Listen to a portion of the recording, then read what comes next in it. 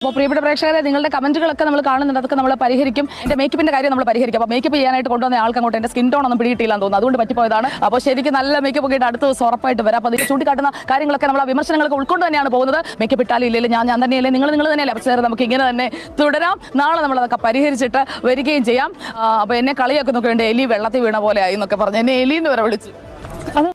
ആറ്റുകാൽ പൊങ്കാലയ്ക്ക് വന്നിട്ടുണ്ടെങ്കിൽ ഒരുപാട് പേര് പൊങ്കാല ഇട്ടിട്ട് പോയൊക്കെ ചെയ്തിട്ടുണ്ടായിരുന്നു. അത് കവർ ചെയ്യാൻ വന്നതായിരുന്നു സുജയും. പക്ഷേ പൊങ്കാലയിൽ കയറിയിരിക്കുന്നതാണ് ഇപ്പോൾ സുജയ്. ആൾക്കാരെടുത്തിട്ട് പൊങ്കാല ഇട്ടെന്ന് തന്നെ പറയുന്നത്. എനിക്ക് മേക്കപ്പിനെ കുറിച്ച് കാര്യങ്ങൾ പറഞ്ഞിട്ട് ഇപ്പോൾ നമ്മൾ നോക്കിക്കഴിഞ്ഞാൽ അത് കണ്ടാൽ തന്നെ ഭയങ്കര വീടായിട്ടുള്ള മേക്കപ്പാണ് ഇട്ടിരുന്നത്. അതിനെപ്പറ്റിയുള്ള കാര്യങ്ങൾ അതിനകത്ത് തന്നെ പറഞ്ഞപ്പോൾ ഇത് എനിക്ക് സുജയ് പറയുന്നുണ്ടായിരുന്നു, ഒരു അബദ്ധം പറ്റിപ്പോയതാണ്, ഇനി അടുത്തോട്ട് നല്ല രീതിയിൽ വരും എന്നുള്ള രീതിയിൽ പറഞ്ഞുകൊണ്ടായിരുന്നു അത് അവിടെ നിർത്തിയിരുന്നു. ഇത് കഴിഞ്ഞതിന് ശേഷം കൊണ്ട് ഇതിനെ പറ്റിയാണ് ആൾക്കാർ ഭയങ്കരമായിട്ട് സംസാരം തുടങ്ങിയതാണ്. കൊണ്ട് യഥാർത്ഥത്തിലെ മുഖം ഇതാണ്, മേക്കപ്പ് ഇട്ടാണ് ഇത്രയും നാൾ ഇരുന്നത്, അങ്ങനെ ഇങ്ങനെയാണെന്ന് പറഞ്ഞിട്ടുണ്ടെങ്കിൽ ഒരുപാട് പേര് ഭയങ്കര മോശമായിട്ടുള്ള കമൻസാണ് വന്നുകൊണ്ടേ ഇരുന്നത്. ഇപ്പോൾ ഒരുപാട് പേര് പറയും ഇങ്ങനെ കളറിൻ്റെ കാര്യങ്ങളോ അല്ലെങ്കിൽ ബോഡി ഷേം ഒന്നും ചെയ്യാൻ പാടില്ല, അതൊന്നും ശരിയല്ലെന്നുള്ള രീതിയിലൊക്കെ ഒരുപാട് പേര് പറയും. പക്ഷേ അതൊക്കെ ഉണ്ട് ഇത് എനിക്ക് സോഷ്യൽ മീഡിയയുടെ മുന്നിൽ മാത്രമേ പറയത്തുള്ളൂ. അതല്ലാതെ യഥാർത്ഥത്തിലുണ്ടെങ്കിൽ ആൾക്കാർ ഇത് കണക്ക് ആൾക്കാരെ കാണുമ്പോൾ അവരുടെ കളറും അതോടെ തന്നെ ബോഡിയൊക്കെ വെച്ചിട്ട് തന്നെയാണ് അവരെ വിലയിരുത്തുന്നതും കളിയാക്കുന്നതും അങ്ങനത്തുള്ള പല കാര്യങ്ങളും ഉണ്ട്. അതേ കണക്ക് തന്നെയാണ് ഇവിടെ സംഭവിച്ചിരിക്കുന്നത്. ഇത് കണക്ക് ഇവരുടെ യഥാർത്ഥ മുഖം ഇതാണ്, ഇങ്ങനെയാണ് കളർ, ചുമ്മാ നേരത്തെ മേക്കപ്പ് ഇട്ടാണ്